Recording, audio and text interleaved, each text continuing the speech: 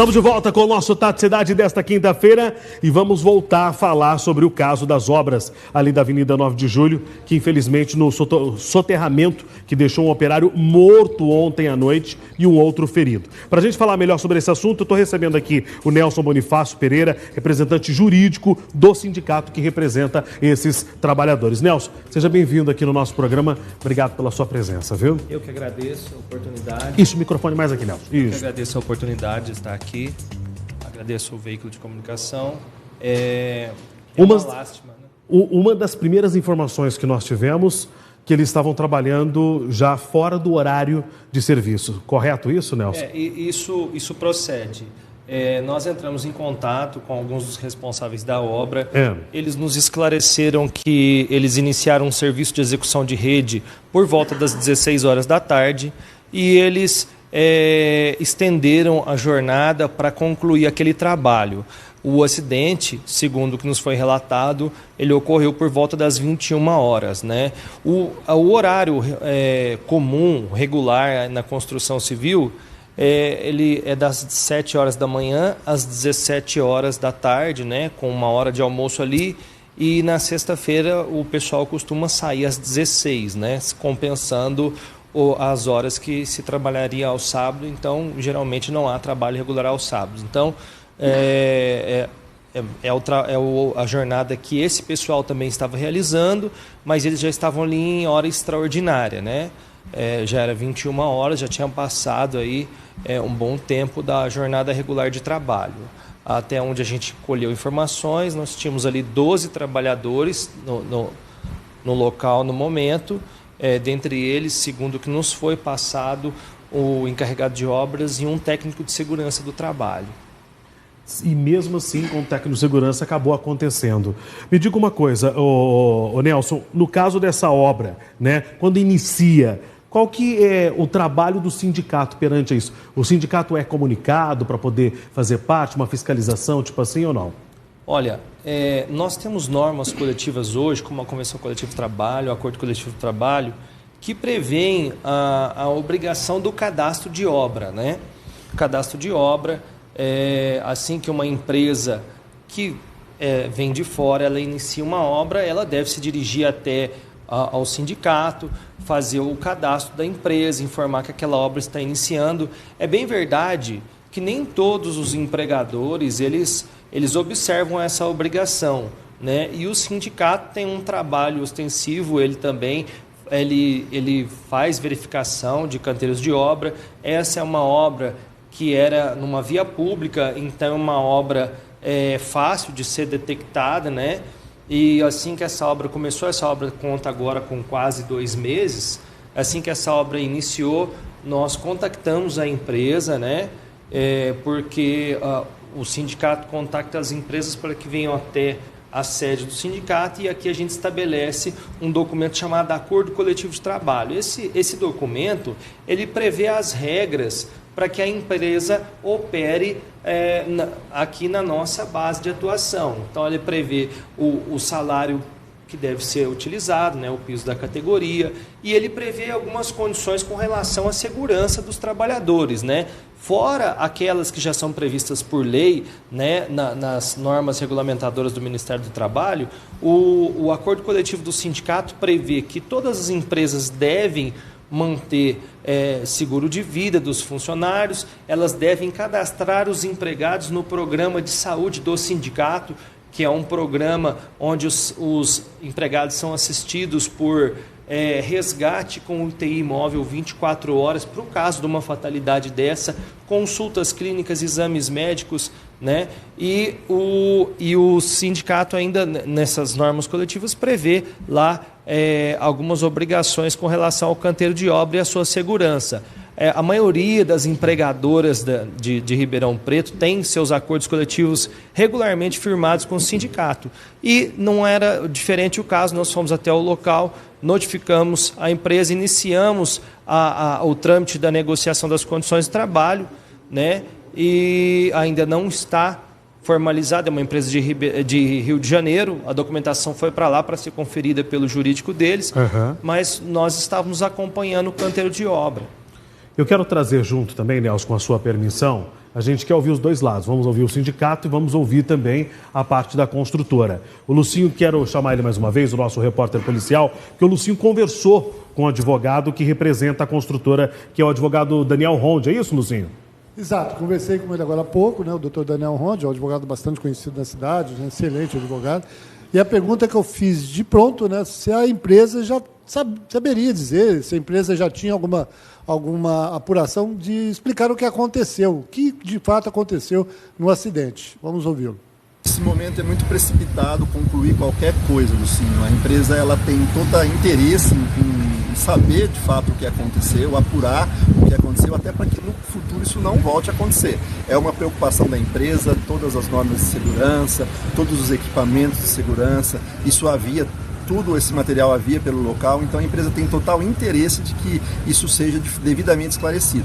Nós estamos em contato com as autoridades constituídas, colaborando no que for necessário, atendemos a um pedido do próprio delegado de polícia, que na noite pediu que hoje ainda não fosse realizado nenhum tipo de intervenção na obra por uma questão técnica, pericial, então nós estamos respeitando isso e nesse momento nos cabe a amparar a família, a prestar as últimas homenagens aos colaboradores, a socorrer dentro do que for necessário para o restabelecimento da saúde desse colaborador que está no hospital. Esse é o principal intuito da empresa nesse momento.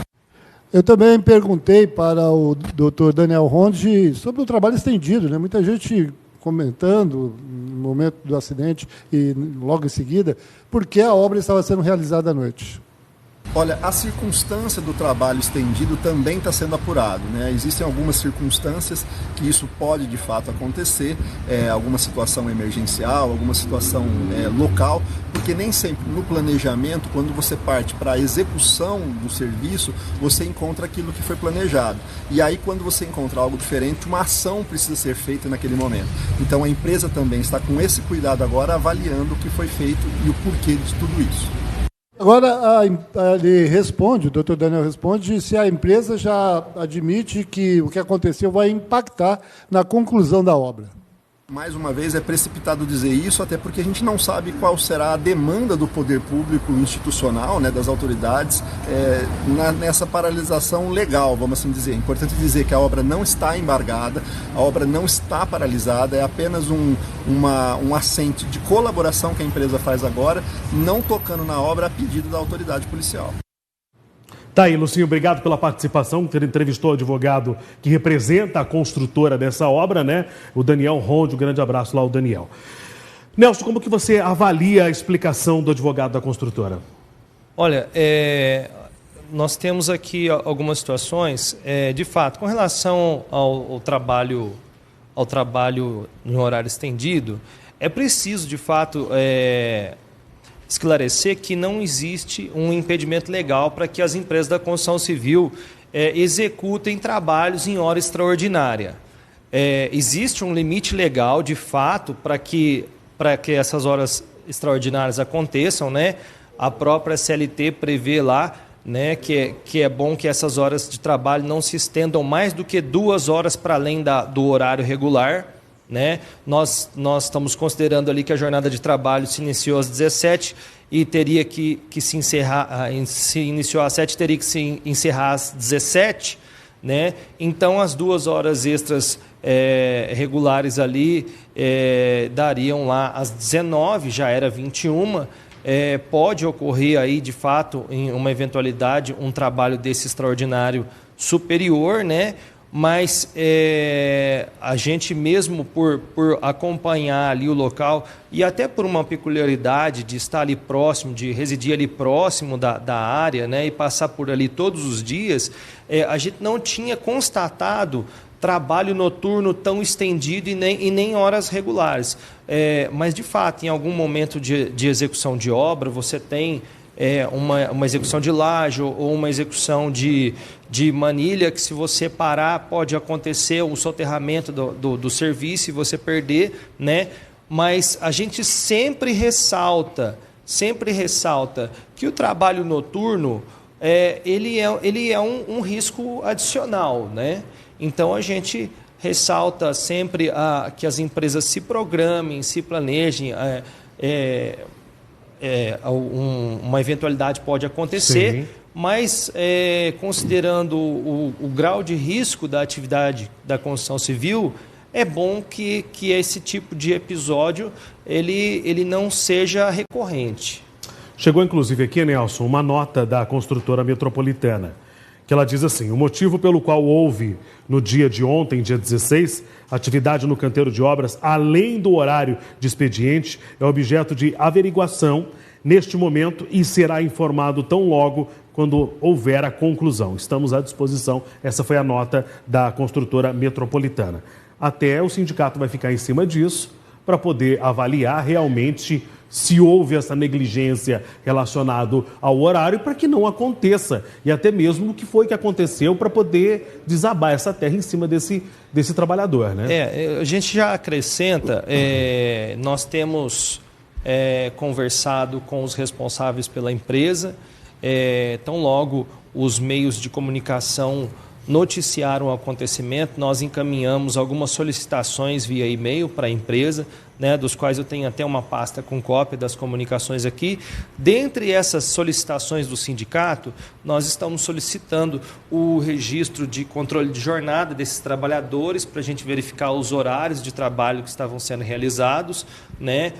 Nós pedimos cópias dos comunicados do acidente de trabalho, que é um formulário que deve ser preenchido pela empresa e encaminhado para o INSS. E nós solicitamos explicações sobre as medidas adotadas para o atendimento da família desse trabalhador que foi vitimado, né? Inclusive com cópia da apólice de seguro, né? Para a gente verificar se ele estava coberto pelo seguro da empresa, as medidas que eles estão tomando com relação ao trabalhador que está hospitalizado, e solicitamos para que eles nos concedam acompanhar a averiguação da perícia, para que a gente possa acompanhar os reais motivações, as causas deste acidente, e também vamos acompanhar as medidas que vão ser adotadas para que esse tipo de acontecimento não aconteça de novo, né? Até porque, Nelson, a gente fala da questão do horário, muitas vezes as pessoas... Diogo, mas era 10 horas da noite. Não, mas 10 horas da noite, muitas vezes você não sabe o horário que o cara começou a trabalhar. O cansaço, muitas vezes, traz falta de atenção e muitas vezes o cara não fica preparado o quanto ele estaria se ele estivesse cumprindo a sua carga horária correta, né, Nelson? A jornada de trabalho, ela tem um limite, né, estabelecido pela lei, que é um limite estabelecido por um critério de interesse público, o interesse na saúde do trabalhador, o interesse na segurança, na rigidez desse trabalhador, né? Nós bem sabemos que uma jornada de trabalho extensa, ela pode provocar um cansaço, e com o cansaço a gente tem a falta de atenção, né? A diminuição dos reflexos da pessoa na execução de uma tarefa, né? Isso pode acontecer. Não estamos dizendo que, por enquanto, que essa é a causa, é prematuro ainda, nós precisamos das investigações, sim, das perícias técnicas, né? Mas, de fato, nós estamos aqui fazendo essa observação como um alerta, né, para todo empregador, como um alerta para o trabalhador também, né? Que jornadas muito longas, grandes quantidades de horas extraordinárias, elas são, sim, um fator preponderante para acontecimentos de acidentes de trabalho. Pode ser uma coincidência ou não, mas foi ontem, né, Valmir? Tivemos aqui o assunto, a gente acabou abordando sobre um motorista de ônibus que estava com excesso de trabalho, já estava desgastado, parou no meio da sua viagem e acabou fazendo um comunicado para as pessoas que ali estavam que ele não ia seguir mais viagem porque ele estava cansado e a empresa acabou demitindo ele. Então, a questão da carga horária influencia, sim, né, muito no resultado final, ou muitas vezes já aconteceu um acidente como aconteceu ontem à noite, né? Não estamos dizendo que é isso, mas umas causas prováveis, né? Olha, somos humanos, né? Temos limitações, né? Não tenho maiores informações sobre esse caso que você me relata agora. Só um exemplo, né? Mas é um exemplo e inclusive, nessa situação que você me relata, eu acho até muito prudente a conduta desse motorista, sim, que conduzia outras pessoas e estava numa via pública, né? todos nós estamos sujeitos a um limite de esgotamento, de esforço, né? Então, é muito preocupante, né, a questão da jornada de trabalho. Nelson, obrigado pela sua presença no nosso programa. Tendo mais informações sobre esse assunto, a gente espera você aqui. Estamos à disposição. Um grande abraço. Pode sair por aqui, por favor, tá bom?